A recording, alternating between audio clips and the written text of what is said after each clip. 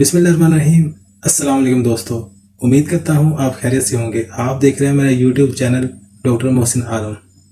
अच्छा दोस्तों, आज मैं डेंगू फीवर के बारे में बात करूँगा। मैं आपको इसकी वजूहात, अलामात और कुछ प्रिवेंशन भी बताऊँगा और कुछ होम्योपैथिक मेडिसिन का भी बताऊँगा। तो चलें शुरू करते हैं। तो दोस्तों, जानते हैं डेंगू फीवर की वजूहात को।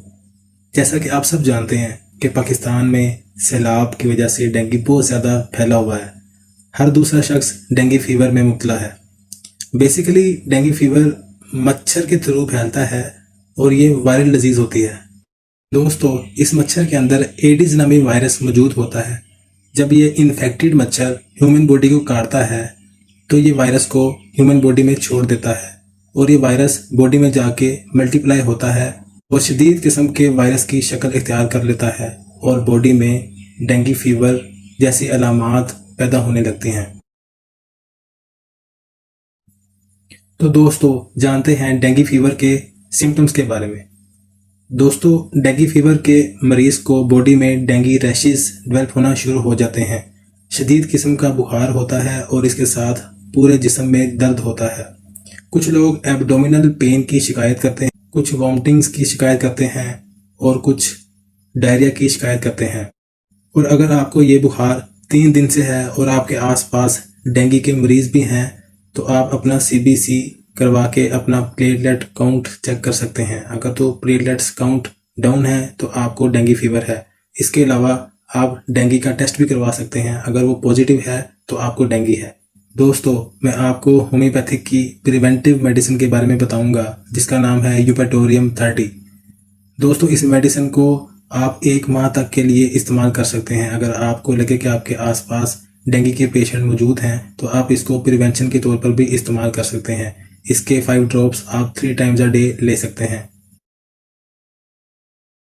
तो दोस्तों, अब मैं आपको बताऊंगा होम्योपैथिक की डेंगू फीवर की मेडिसिन। तो सबसे पहले हमारे पास जो मेडिसिन है वो है यूपेटोरियम 30। दोस्तों, ये मेडिसिन शदीद किस्म के फीवर और बॉडी पेन में यूज होती है। इसके आप 5 कतरे सुबह दोपहर शाम मरीज को दे सकते हैं। दोस्तों, दूसरे नंबर पर जो मेडिसिन है हमारे पास वो है क्रोटेलस 200। बेसिकली ये एंटी हेमरेज मेडिसिन है। तो डेंगू पेशेंट में ये भी मसला बहुत आता है कि बॉडी के किसी भी पार्ट से खून का खराज शुरू हो जाता है। तो आप 5 ड्रॉप्स 3 टाइम्स अ डे इसको यूज करवा सकते हैं। दोस्तों, तीसरी मेडिसिन जो है हमारे पास वो है करिका पपाया मदर टिंचर। ये मेडिसिन करिका लीफ से बनती है। इसके भी आप 10 कतरे दिन में 3 दफा दे सकते हैं।